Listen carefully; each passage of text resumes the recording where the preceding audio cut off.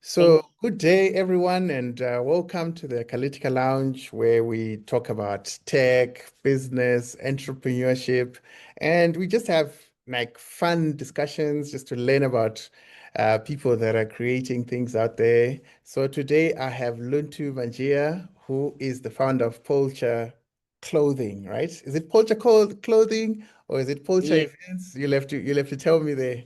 So, okay. which is the correct one? Okay, so I'm just going to be brief with the introduction. My name is Luntu Manjiya, as you mentioned. I'm the founder and director of Polchar Clothing Events and Promotions. So it's one Nice. It's long word. both. Yeah, so Nice. yes. Yeah. So would you like for Okay. me to carry on with the introduction, or you're going to just ask Yeah, me sure, questions? sure, sure, sure. Just Okay. tell us about yourself. Yeah.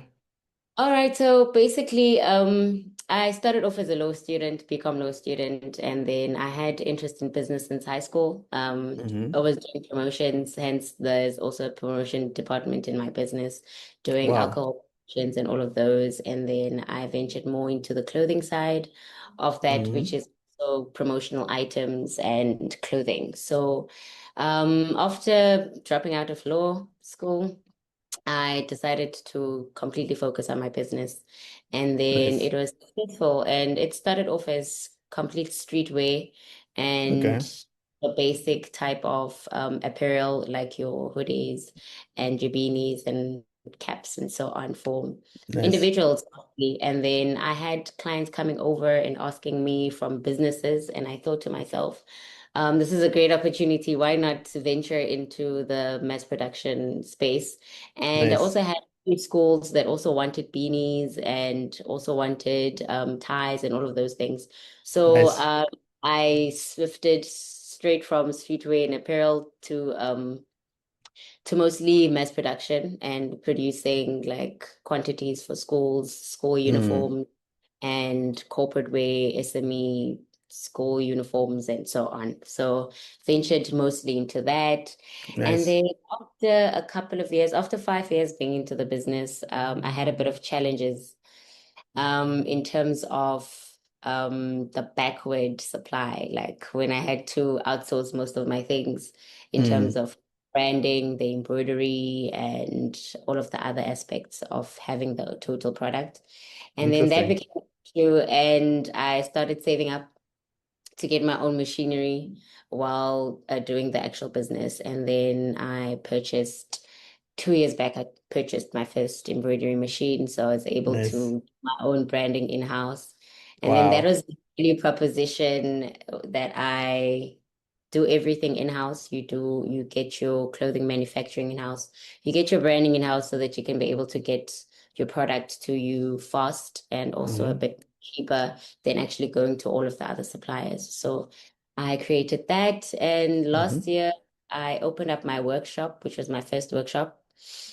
And then I started packing it up with all the computers and Wow. getting stuff involved in all of that. And then I had an operations manager because I needed to go get the clients and I had to leave Mm. someone back at the office to be busy with the operations and production. So I employed a female entrepreneur as well. And then we started off like that. And then this year I got two interns that also Yes. boarded on to come and assist with the admin side of things and production as well, which is going pretty well. It's a load off my shoulders a bit, rather than Mm. the HR, the Yeah. production, and being the IT of the business. So at least I see some potential and more growth in the business, and I'm Interesting. willing to sell even more. Yes, so Okay. that's Okay. So let's go back a bit. You said you started very early as a almost as a teenager to do business, right? yes. When Uh I was 16, when you're 16. I was 16. I was still in high school. That's when I started selling Wow. the yeah. Wow. Wow. So you've never worked for anyone. You've just worked for yourself literally from day one, right? From the word go. Yes, I tried going to employment. I worked for 1 year right Okay. after high school, but I didn't stop doing my business like part-time. So I was Yeah. still doing my business and then I got employed And then I worked for a customer service company. So that also Wow. gave me some skills on how to deal with my own customers. So Mm, mm, I mm. did that. But then I was like, no, this is not for me. So Wow. I Wow. actually just completely focused on my business, which was Okay, something that I was. so what is it about that gig that you said, okay, you know what, this is not for me. Was it the idea of not having freedom time-wise, or what was it? Definitely, that is the major part, is that you don't have freedom to actually go out and actually explore and network and all of that. Nine to Yeah. five, you are at the office. Mm, You don't have time to you don't have time to actually go and see what is happening outside in terms of different suppliers, mm, different markets that you can enter into. You just stick to one thing, and that is definitely not my life. I just felt like, no, it's mm. not. I'm Wow. supposed to be out there exploring, meeting clients, getting jobs and so on, rather than just being stuck to one thing. So I was like, Wow. no. So, like, I mean, as an untrained person in the fashion side of things, when I read the headlines, I hear that China is sending lots of cheap stuff, Temu, all of these different people coming in and literally destroying the clothing textile market in South Africa, the fashion sense. So, uh, what made you like really say, you know what? I'm gonna go into this industry in as much as it's being cannibalized by China.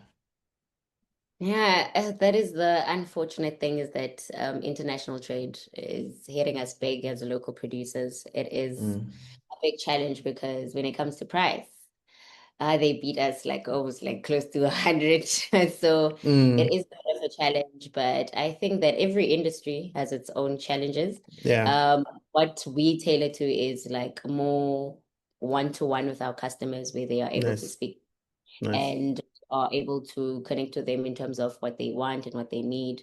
There's more personal interaction rather than Hmm. just ordering something online. And if it doesn't work out, you still need to ship it out and all of those things. So a lot of people don't like those things, and they Mm, and we also tailor advise our clients when they come in and they say they want mm, one, two, and three. We advise them, why don't you choose this color? Why don't you do mm. that? And it's worked out very good for us because they can come into our workshop and we talk about Nice. their product. We talk about their logo and how they can actually improve their product that they would like to get from us and Mm, so on. So you don't mm. really get that from international trade and all of that stuff. So You they're able know, to material and all of that. So it's a bit of yeah. it's different, but honestly speaking, it is a huge challenge. But I Mm, also said in the beginning is that there's huge challenges like now when it comes to yeah. AIs or comes to IT specialists and all of that. Every industry has its Yeah, loophole that you need to just find your way around. And I think we've managed to do that, and we want yeah. to improve so we can be able Mm. to No, keep up more. I think the biggest thing is knowing who your clientele is, what they want, and that's exactly what you're doing. Where it's almost like the restaurant analogy I always give to say, uh, like a marble, like fine dining, they Exactly. are not the same as your KFCs, your quick service restaurants. So what you optimize for, the experience is totally different.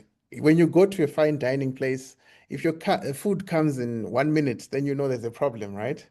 Exactly. You Because need the to make waiting sure is part of the experience. So exactly. with you, there's the whole personal touch where you actually take your client and you take them through the journey. Maybe they're undecided, maybe, so you actually mentor them, advise them, and yeah, so that's quite amazing. It's something that Temu can't do at scale because they are just producing things. It's impersonal, eh?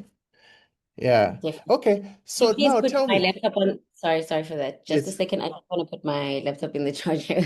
No, it's fine. It's fine. It's fine. It just We grab better do that because we don't want to get cut in the middle of the that. of the Oh, discussion here. definitely. Yeah. Yeah. Just a second.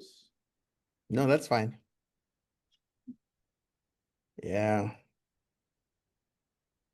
You don't want KFC service at Marble, a signature or one of those. Definitely not. Yeah. Cool. All right. So you're based in Cape Town, but are you doing Yes. work like across the country? How are you working like right now? So currently, most of my clientele base is mostly in Kraaifontein, Cape Town, Mm. Western Cape, and mostly currently I'm servicing Western Cape only. So Okay. because the demand is still a lot, so I don't want to Mm. take the national clients as of yet because I haven't reached my Mm. target when it comes to providing on a provincial level. So I'm still Yeah. focused on that, and the demand here is still a lot, and I want to at Mm. least reach my goals when it comes to providing Interesting. the local provincial demand, and then I'll be able to outsource to other provinces as Mm. soon as Mm. I am in full capacity and ready to do so. So Wow. currently there's two Stellenbosch is not the factory exactly, it's just a small showroom where Mm-hmm. people can come in and actually buy like walk-ins and so on. And then Okay. it's the full factory in Kraaifontein where we do all the services like create your logos, do the Wow. digitization. Wow. So we do everything in this branch, and then we just send it out to Stellenbosch or deliver that side Mm. for clients. Mm. That's Interesting. what So yeah, I want to circle back to the China talk, right? I yes. know quite a lot of people now who are getting in the fashion scene. All they're doing is okay, they do maybe the designs or they send their specs to China and then they just manage the brand. We know of entities like Drip, that literally grew exponentially because they were they had their manufacturing outsourced in China, and then they were managing the brand and just making sure that they grow and distribute and were in charge of distribution. So this is obviously it's an easier model, and even the biggest companies like your Nike and your Zara's and all that are doing that as well. But you are saying, okay, I'm actually doing the whole value chain from manufacturing all the way to distribution. Uh, why not take the easy route, which is just, manage a Mm. brand? I know it's so much easier, and this is what I'm passionate about. I'm passionate about employing the locals, which is Nice. I'm not discouraging other brands Mm, from actually doing that, but mm, I'm more into empowering women, employing a younger youth, and mm. if we continue on that route, most of us won't be employed, and China's True. economy is going to go up like at 100 as well. So I want to be honest and I want Yeah. to be out with my passions and all of that when it comes to my Nice. business. I'm willing Nice. to go the route and hopefully I'll Mm. scale and expand as much as the ones who took the shortcut. Yeah. No, but you don't have to. You don't have to. I like the fact that you're actually doing it such that you're creating employment and you're owning the whole value chain. Uh, it's the road less traveled. A lot of people don't have the guts to actually do what you're doing. So I actually applaud you for that. Um, and then, I mean, just looking at your social media and even the name of your company, I know you do clothing, and then there are Mm, events and promotions. I don't know, yeah, where do you want to tie that those three entities together. together for me? How does Okay. it gel together? So basically, this is what normally happens is that when it comes to the clothing side and the promotions and the promotional items. So since we offer like the clothing and the branding Mm, in-house, we get a lot of promotional companies and also brands that want to promote they brands as well. So mm, besides from the clothing part of things, we also do promotional items since we also have mm, machinery promotional items.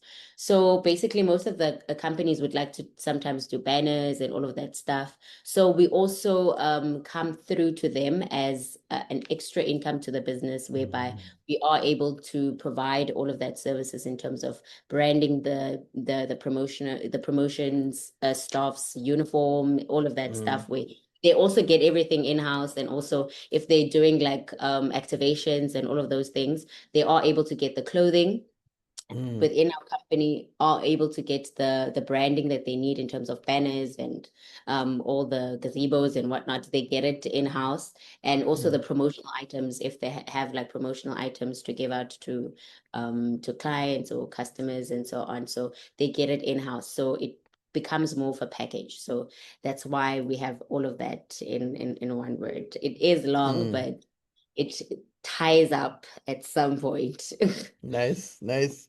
Okay. So, I mean, entrepreneurship, yes, in as much as it gives you freedom and everything, but it's a tough, tough, tough thing to do. There's so many obstacles, there's so many stresses. Month end, it's month end now. You're worrying, how am I gonna pay the people, like have the bills. Month Tell end me, is like horrible for us. I don't like month how, ends. mm, Trust me. so, Yeah. so obviously with the difficulty of raising funds, of growing your business and stuff like that. Tell me, like, how has your journey been? Like from the time you're 16, what are the challenges that you're facing as a Black South African woman in business? What's been your story? All right. Being an entrepreneur, honestly speaking, it's you need to choose because I take it more of it's a lifestyle Mm, because you know you're gonna be stressed out. You know there's challenges and all of that stuff, and you need to wake up and you must be the one that pushes yourself rather than having an alarm and having to go clock in. So yeah. it's a lifestyle. It's different from someone who works a 9 to 5 job that has sick days and has whatever leaves. We don't have any of those. Nah. And at least you rest 7 feet under. You work mode until so Yeah. basically I take it as a lifestyle that I've chose and I'm actually confident about it, even though sometimes it's very stressful. Mm, It might also affect your mental health at some point, but you mm, need to find an actual balance between the two all the time. mm. And actually starting this whole entrepreneurship journey, I fully funded my own business myself from Nice. savings that I used to do in my promotions. As I mentioned, is I used to be a promoter first, Mm, and then I used to save up all of that. And I was like, let me make use of all of this money into something that can be of my own, and also nice. actually do things myself rather than being employed and having someone that is going to do that. Rather, let me grow into that. Mm, And mm, honestly speaking, it hasn't been a very easy journey at all. And there are challenges being a Black mm. woman-owned business because people always underestimate you and they think you won't Yeah. be able to actually deliver the product. Which is Mm, one thing I always say is that when it comes to my clients and the products that I produce, I always aim to produce much more better than what they expected so that yeah. they can come back and also have a very good referral to whatever clients that might Yes. be potential clients.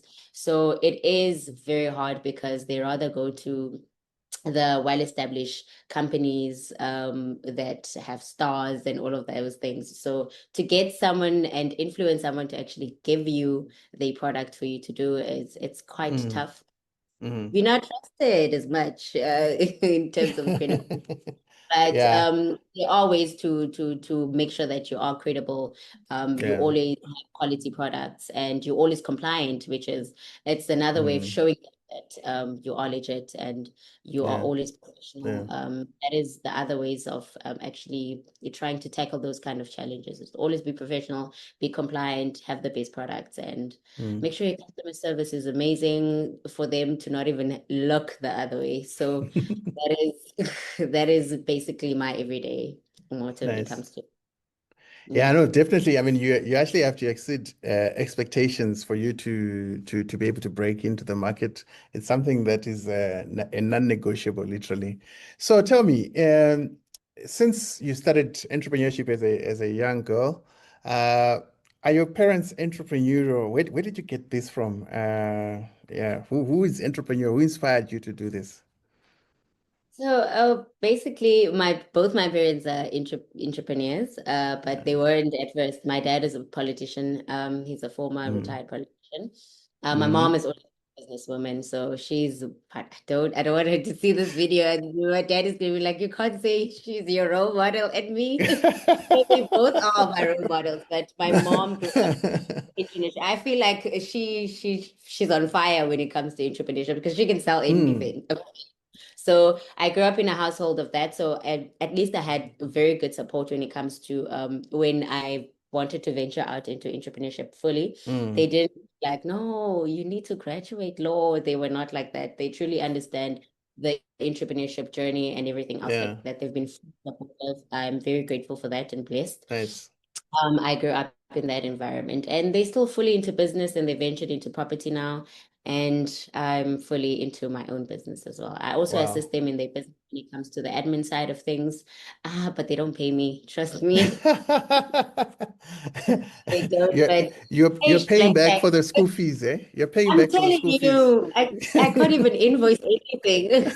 So I grew up in that environment, and Mm. I'm very good at that. Yes. Wow. Okay. No, that's quite amazing. I mean, every time I've interacted with you, you're very confident, you know your story, but you find that a lot of women, they suffer from imposter syndrome, where in as much as they can be confident and all that, but in some of these spaces they feel like they don't belong, and it's quite tough. Have you ever experienced imposter syndrome, and how do you deal with it in the event that you do experience it? Okay, I have to be honest. I actually experienced that in this program because it was a tech program. I was like, I'm sure this is for IT people, and like I'm sure there's gonna. But then it was like women in Mm, IT, tech, Microsoft. I was like, at mm. least I tick one box. I'll see the rest for it. I don't. I'll see the rest. I tick one box. Let me just go for this. I think it's just Yeah, a matter of believing in yourself, that's because it. mostly when you enter, even if you enter a room and there's a boardroom full of men, if Yeah. you're saying something that's legit and it makes sense and it's going to bring a difference, that's Mm, what matters. You don't have to, they don't have to see you as that person, but as long as you bring a solution and you do make a difference and you are mm, actually confident with what you're saying and you are able to back up whatever that you're saying, um, mm, I think that's the key, is in believing in yourself. And every time that I get into a situation like that, I never back down. I take it as a challenge. Exactly. I would be like, okay, since I mm, don't have one degree, how can I upskill myself? How can I equip myself in order for me to get to whatever point and to tick all of the other boxes? So I really approach most of those kind of situations that way, rather than I really don't suffer from that. I'd rather That's good. fail. You're I'd blessed. rather even I'd rather even attend artisan or whatever thing, and then I'll Mm, fail, and then at least I've learned something I've from it. learned So something. I approach Nice, it that way, and I'm nice, here now. So nice. it kind of worked. No, never let go of the curiosity and the confidence, because that's the only thing you have that can actually help you expand, and you have it in abundance. Keep it up. So yeah, just for context, for people that are watching, Luntu and I met. So I'm a mentor for the Microsoft Equity Equivalence Program, which is like the BEE for international companies. So that's how we met, and we are still early stages in that program.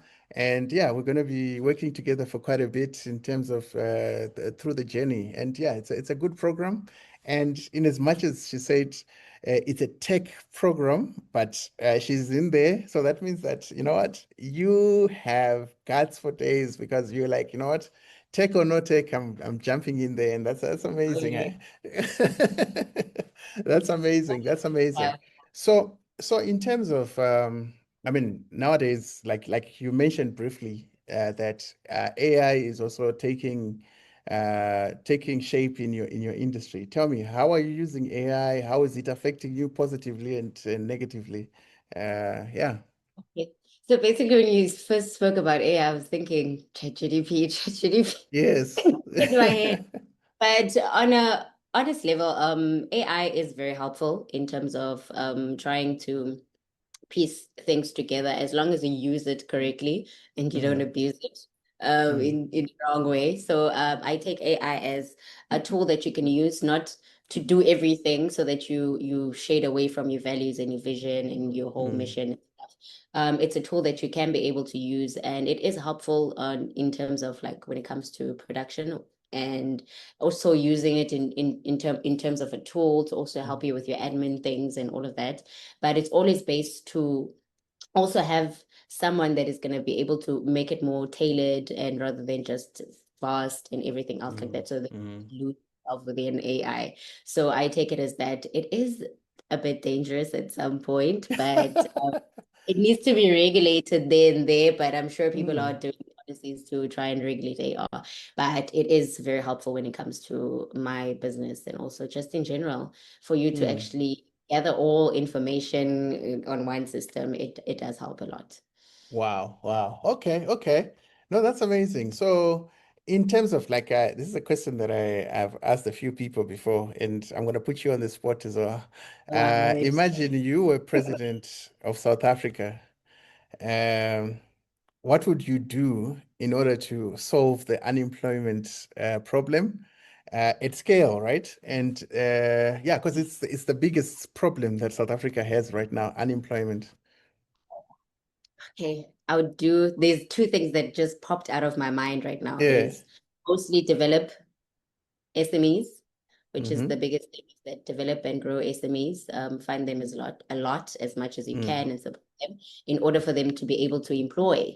Because if you don't employ and support entrepreneurs and SMEs, there's no employment because there's no mm, businesses gonna employ them. So you first start there, and then secondly, try to regulate the international trade and tariffs in mm, terms of trying to minimize the international buying, which we see that it's becoming a little bit mm, offhand, which is killing the actual SMEs currently, and they're closing off and so on. So those are the two major things that I really focus on. And also when it comes to skills development, which is very important, mm, and try and implement a lot of that so that more entrepreneurs and SMEs and also the employees are well equipped and skilled in order for them to be able to handle the whole capacity and all of those things. So wow. those are the main things that I'd really focus on in order to get people employed, because we have a lot of graduates. I wouldn't say focus Mm, on I wouldn't really say focus on education. Everybody's graduating mostly. mm. So that you've seen is not much of an issue, but mostly focus on getting the jobs and supporting the actual businesses. So that's Interesting. most. Interesting. So if I'm someone watching from wherever, and I also want to be part of your story, how can we help you, or how can you help us? You know? Oh, what a tricky question. Okay. I wasn't waiting for that one. I wasn't. But basically, how you can help me is firstly, please follow my Facebook page. Mm, Also follow my WhatsApp. Go and visit the website. It's still under construction currently. It's getting an upgrade. Go visit us. Have a look at our products so that you can be able to support and see whatever that you can buy. Firstly, sales are very important in order to grow mm, the business and have the experience of actually ordering products from us. That's also very important, as well as when it comes to investors, we are very open to investors. Feel free to contact us via our website or email us in terms of having to see how we could collaborate, mm. as well as just to highlight, besides my own business, I am also a founder of Basadi Women's Network, which is a network that brings together women-owned businesses, which we Nice. have an event annually. It launched last year. We had our second event this year. So that is an NPO. It's a nonprofit Nice. organization which brings Nice. together female entrepreneurs. So we are down for collaborations. And if you like more information, you can definitely contact us. Then we can share that information. So Polchar Clothing gave birth to the Society Women's Network, and we are three directors in that NPO, and we're trying to push that Nice. initiative into trying to actually motivate and mentor other female entrepreneurs that Mm. want different industries. So that is also something else. Wow, wow. Hey, I mean, for your age, you've got so much wisdom. I mean, when I was your age, I was just floating through life.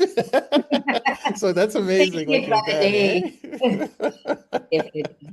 Yeah, no, thanks. No, I really appreciate you taking this time just to share your thoughts and sharing them publicly because a lot of people don't want to be seen on camera. They'd rather hide. They'd like, let's have a private call, not, so that's quite commendable. I really appreciate it. And yeah, all the best in the business. And yeah, we'll chat more. And as we are part of the program with Microsoft and 22 on Sloan, we'll see how that is going to help your business also to grow as well. All right. Thank you so much. I also like to just put out an appreciation to Microsoft, the team, and Chain 22 on Sloan. It's been amazing, very Yeah, supportive. Yeah, and thank you so much for the interview. Truly appreciated. yeah, It was appreciate it. All right, cheers, eh? all right. Thank Okay, you. okay, Bye. bye.